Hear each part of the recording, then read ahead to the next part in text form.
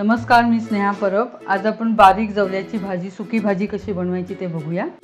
या इथे मी हा बारीक जवला घेतलाय आणि हा मी थोडा तव्यावर भाजून घेतलाय। थोडा भाजून त्याच्यासाठी घेतला की चवीलाही छान लागतो आणि त्याच्यात जर काही घाण असेल तर ती निघून जाते। भाजून घेतल्यानंतर मी हा चाळलाय नंतर बारीक चाळणीने। आता आपण या जवल्यामध्ये पाणी घालून घेऊया। थोडा वेळ मी असाच ठेवणार आहे, याच्यात 5 ते 10 मिनिटं फक्त। त्यात काही घाण असेल तर ती सर्व निघून जाईल। मी इथे 4 मीडियम साईजचे कांदे बारीक चिरून घेतले।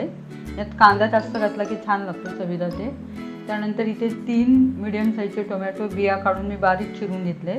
टोमॅटो या भाजीमध्ये जास्त असेल तर जरा चवीला छान लागते ती।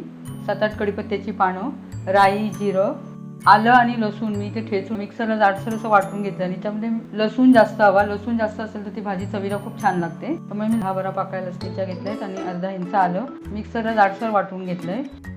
मालवणी मसाला 2 चमचे घेतले मी ते। त्यात मेन म्हणजे कोकम घालणार आहे। कोकमामुळे त्याला खूप वेगळी चव येते। त्याच्याकडे कोकम नसेल तर तुम्ही लिंबू वापरलं तरी चालेल।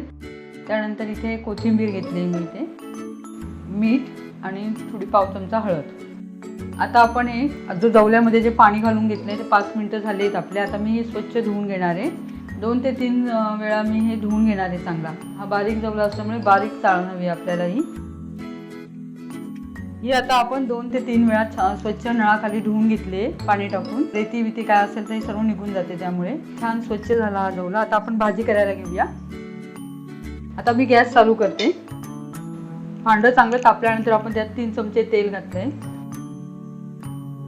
तेल चांगलं तापल्यानंतर राई आणि जिरं चांगलं तडतडल्यानंतर आपण यामध्ये 7-8 कढीपत्त्याची पानं, त्यानंतर आलं आणि लसूण, थोडा मी कांदा घालणार आहे। आलं लसूण जास्त ओलसर असल्यामुळे खाली लागतं ते। आलं लसूण घालून झाल्यानंतर आपण हा जो 4 मीडियम साईजचे कांदे बारीक चिरून घेतलेले ते घालायचे।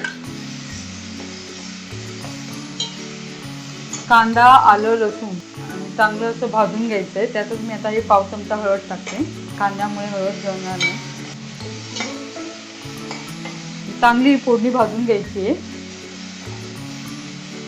कांद्यामध्ये थोडं मीठ टाकते, मग लवकर जरा कांदा चांगला खरपूस होईल। जरा फोडणीला पण छान खमंग वास येते। कांदा चांगला खरपूस झाला तर मग ती भाजी खायला छान लागते। त्यामुळे कांदा चांगला भाजायचा आहे आपल्याला।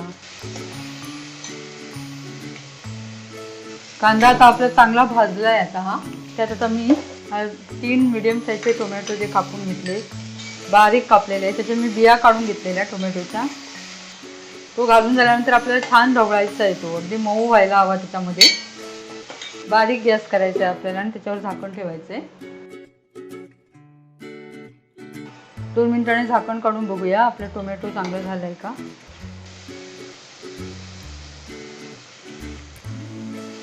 आता आपले टोमॅटो छान फोडणीमध्ये मस्त मिक्स झालाय चांगला। त्यामध्ये आता मी हे 2 चमचे मालवणी मसाला घेतलाय तो घालणार आहे। मसाला घालून झाल्यानंतर छान ढवळायचा आहे तो आपल्याला। त्यात छान मिक्स व्हायला हवा फोडणीमध्ये। थोडीशी कोथिंबीर मी घालणार आहे फोडणीत, वास छान येतो मग त्याला। थोडा मी पुदिना घालणार आहे यामध्ये, छान वास येतो पुदिन्याचा पण या भाजीमध्ये। 2 मिनिटं झाकण ठेवणार आहे मसाला घालून झाल्यानंतर। त्यात छान मुरायला हवा त्या फोडणीमध्ये। तो छान मिक्स झालाय आता हा आपला मसाला। आता आपण हा जवला घालूया।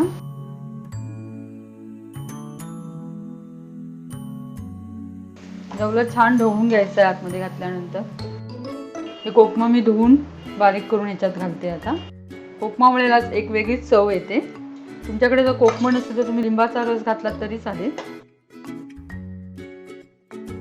आता आपण ह्याच्यामध्ये मीठ घालूया। फोडणीला थोडं मीठ घातलेलं, आता थोडं याच्यात घालणार आहे। मीठ घालून ढवळायचं आपल्याला। आपण तो जवला धुवून घेतलाय त्यामुळे थोडं पाणी आहे त्यामध्ये, सुका व्हायला हवा एकदम। मस्त अशी छान सुकी भाजी होणार त्याची। धुतल्यामुळे त्यात धूळ वगैरे किंवा रेती असेल तर ती सर्व निघून जाते। त्याच्यावर मी आता झाकण ठेवते 2 मिनिटं। आता मी झाकण बाजूला करते। थोडी मी कोथिंबीर सुद्धा घालून घेते आता, वास छान येईल मग तिला। त्याच्यावर मी आता झाकण ठेवते 2 मिनिटं।